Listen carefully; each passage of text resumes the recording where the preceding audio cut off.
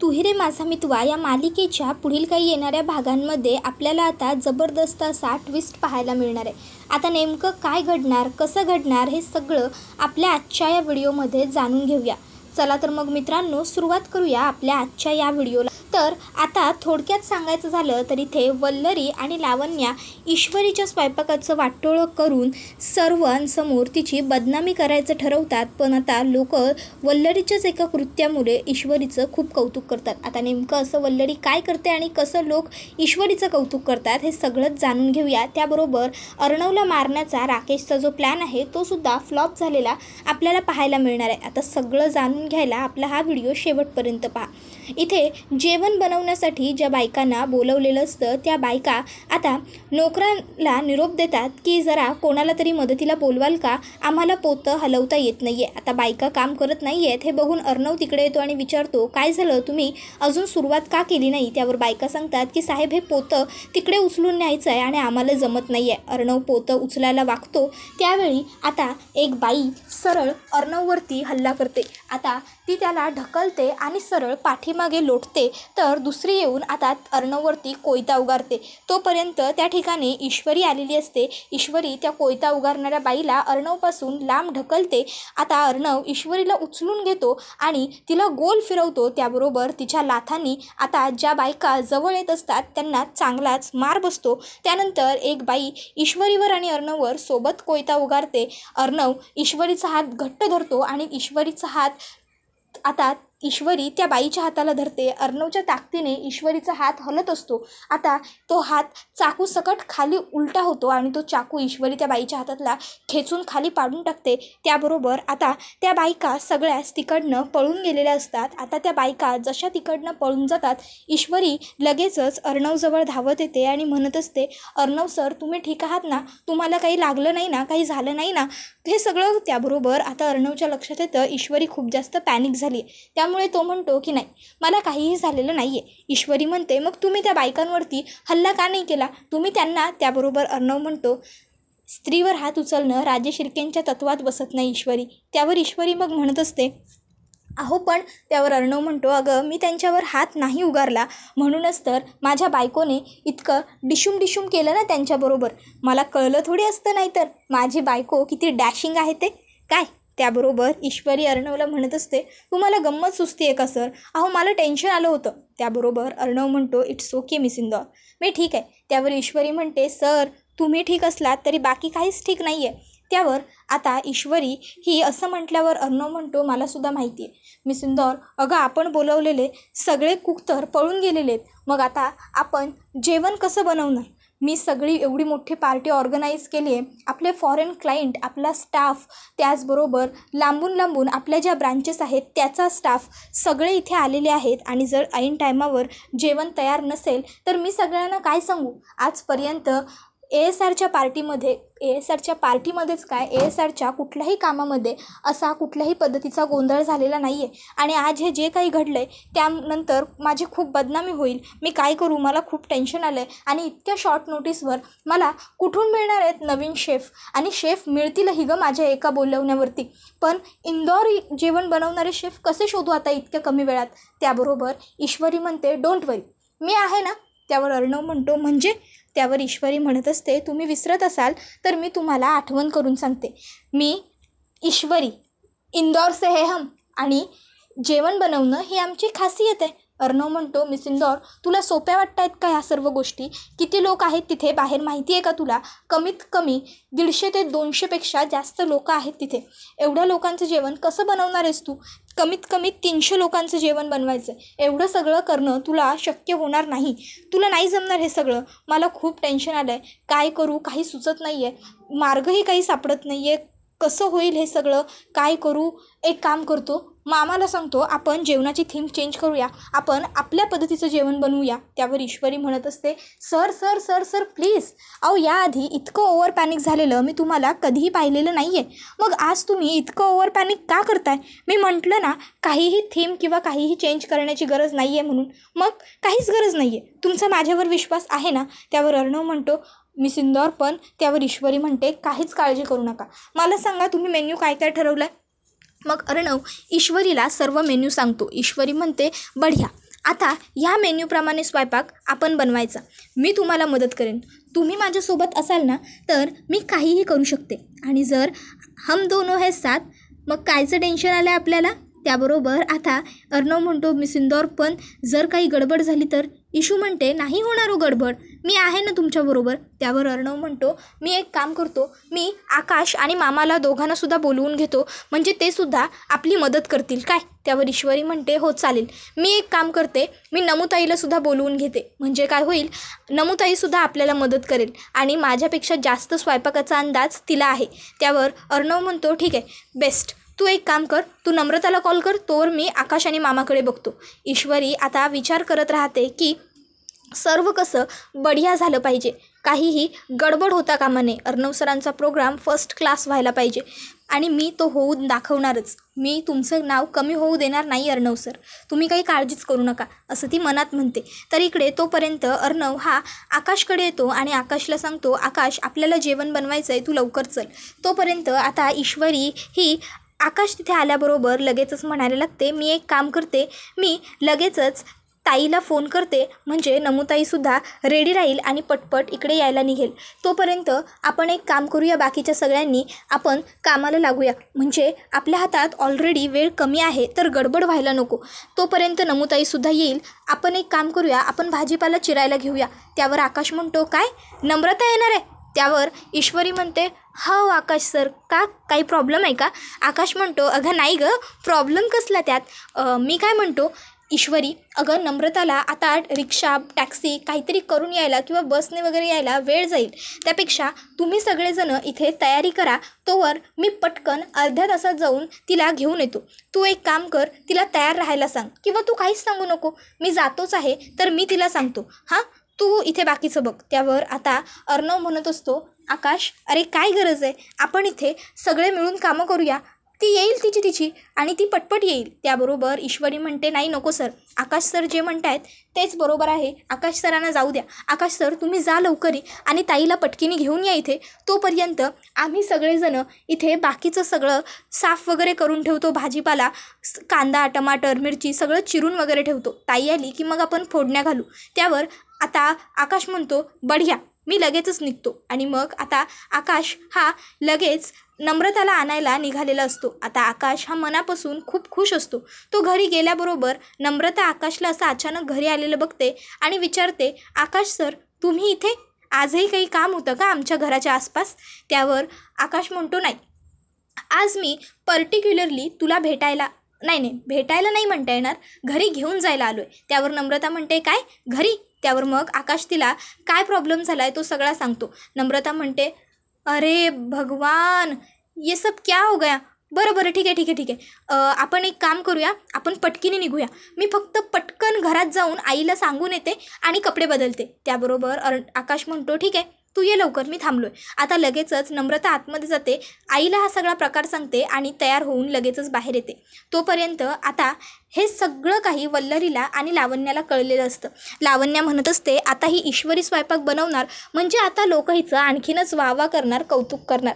वल्लरी म्हणते किती मेहनत करायची आहे, किती कष्ट करायचे आहे ते सगळे तिला करू दे, काय करायचं आहे गोंधळ घालायचा आहे, किती मिरवायचं आहे तेवढं मिरवू दे सुनबाईंना, नंतर आपण सगळ्याचा बेरंग करून टाकायचा. त्यावर लावण्या म्हणते म्हणजे मामी नेमकं आपण करायचं तरी काय. त्यावर वल्लरी म्हणते आपण फक्त बनवलेल्या तयार स्वयंपाकातल्या एखाद्या पदार्थात मीठ टाकायचं. एकदा का मिठाने जागा घेतली त्या पदार्थात की सगळ्या पदार्थाची खराबी होईल. एक पदार्थ खराब झाला की संपूर्ण जेवणाची चव निघूनच जाईल ना. त्याबरोबर आता इथे आकाश हा मनातल्या मनात म्हणत असतो की वा, शेवटी मला जे हवं होतं तेच झालं ना. नम्रता इथे यायला हवी होती मला आणि नम्रता पार्टीमध्ये आली.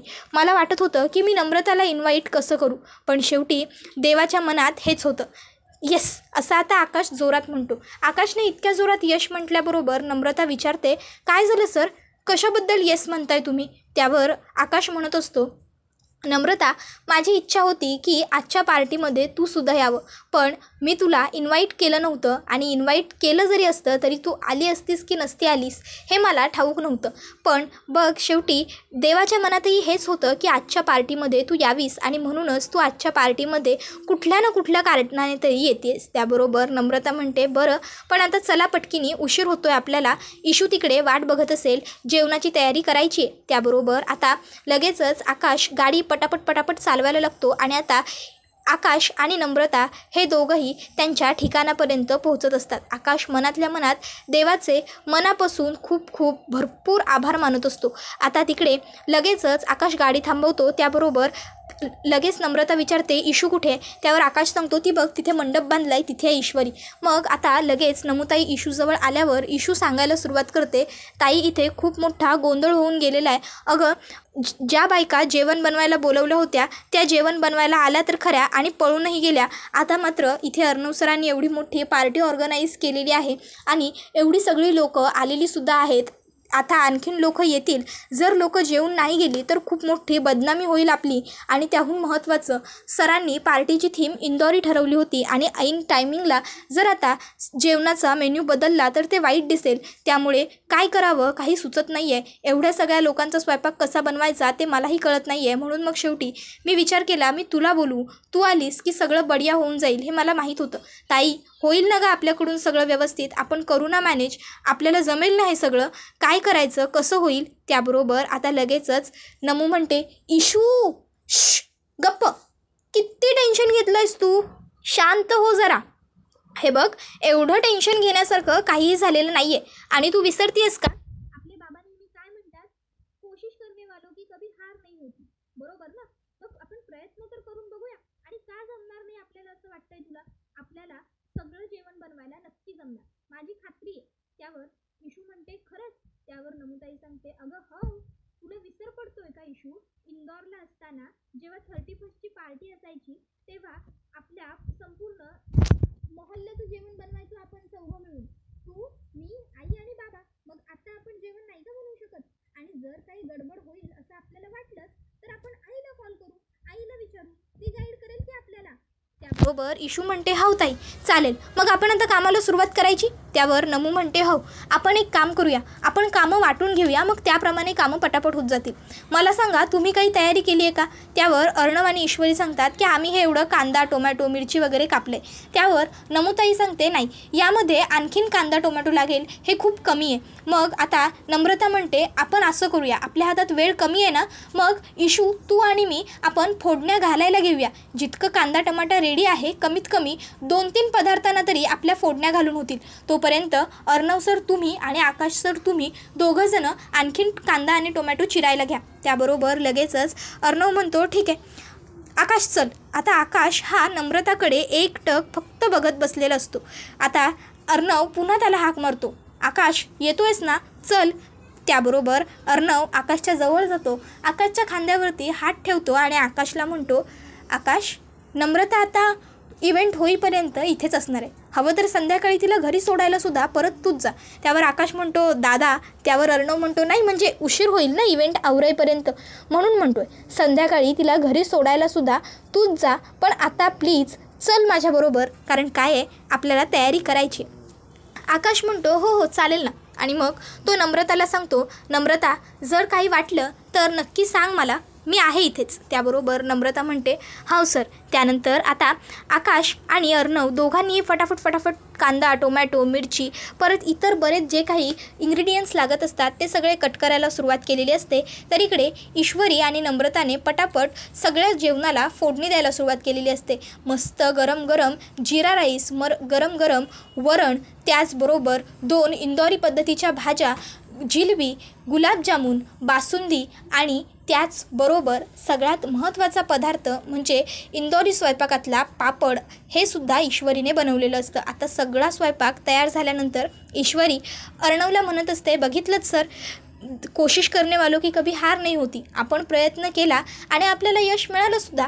आपण सगळ्यांनी किती बढिया आणि उत्तम स्वयंपाक बनवला आहे ते मला माहीत होतं, सगळं बढिया होईल. अहो माझी आई नेहमी म्हणते जर आपण कोणाचं वाईट केलं नसेल ना तर कधीच आपलं सुद्धा वाईट होत नाही. त्याबरोबर अर्णव म्हणतो खरं म्हणालीस ईश्वरी. त्याबरोबर आता लगेचच इशू म्हणते, चला तर मग आता आपण जेवणाला सुरुवात करूया, म्हणजे गेस्टना जेवून घेऊ द्या. ऑलरेडी थोडाफार लेट झालेलाच आहे. त्याबरोबर अर्णवसुद्धा होकार देतो. आता जे काही गेस्ट आलेले असतात ते सगळे जेवायला सुरुवात करतात. आता जेवणं वाढायला घेतलेली असतात, पण आता एवढे सगळे स्वीट्सचे आयटम असतात त्यामुळे गेस्ट आधी स्वीट प्रेफर करतात. आता ईश्वरीने इतकी सुंदर जिलेबी बनवलेली असते की लोक जिलेबीचं कौतुक करत असतात. हे वल्लरी आणि लावण्या बघतात आणि दोघीजणी खूप जेलेसी फील करतात. आता त्या काय करतात, त्या येतात आणि ईश्वरीने बनवलेल्या एका भाजीमध्ये भरपूर मीठ टाकतात. अख्खीच्या अख्खी मिठाची पुडीच त्या फोडून टाकतात. आता ही गोष्ट नम्रताने पाहिलेली असते. मग नम्रता जाऊन त्या भाजीची चव करते तर भाजी बरोबर लागते.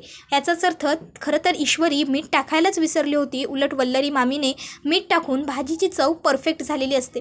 आता लोक हे जेवायला बसल्यावर लोक जिलेबीचं तर कौतुक करतातच, जिलेबी खूप चविष्ट झाली आहे असं सांगतात. अर्णव म्हणतो, सगळं माझ्या बायकोने ईश्वरीने केलं आहे. त्यावर इशू सांगते, मी एकटीने नाही, आम्ही दोघांनी मिळून केलं आहे. त्याबरोबर आता लोक त्या दोघांचंही कौतुक करतात. तुम्ही दोघंजणं मेड फॉर इच आहात, एकदम एकमेकासाठी आहात तुम्ही दोघं, तुम्हाला दोघांना एकत्र कुठलंही काम अशक्य नाही वगैरे वगैरे असं कौतुक करत असतात.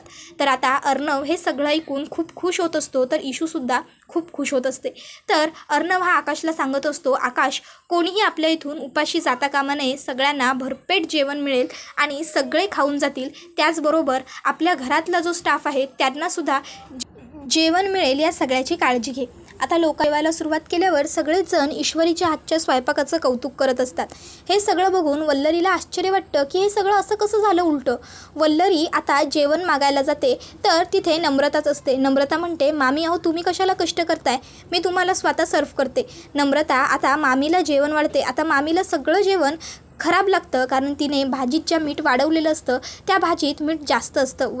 आता वल्लरी म्हणायला लागते, अरे ही सगळी लोक मूर्ख आहेत का, कसंही कौतुक करू शकतात ह्या इतक्या वाईट जेवणाचं. आकाश तिकडे जातो आणि नम्रताला विचारतो, नम्रता हा सर्व काय प्रकार आहे. मग आता नम्रता ही आकाशला वल्लरीने केलेला सगळा कांड सांगते. त्यावर आकाश म्हणतो, आईला सुधरवण्यासाठी मला अशीच बायको हवी. त्याबरोबर आता लगेचच तो असं म्हटल्याबरोबर नम्रता म्हणते, काही म्हणालात का.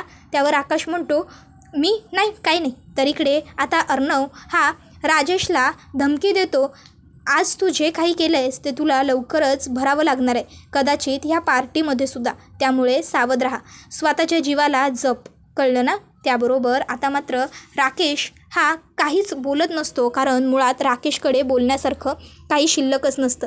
अर्णव राकेशला सांगत असतो की मी आज तुला काही बोलत नाही आहे कारण आज ही पार्टी मी ऑर्गनाईज केलेली आहे. माझा स्टाफ, माझी फॅमिली, माझी बायको, माझी ताई, माझा मामा सगळेच जण खुश आहेत, आनंदात आहेत म्हणून. पण याचा अर्थ तू असा समजू नको की मी काही करू शकत नाही किंवा मी तुला असाच सोडून देणार आहे.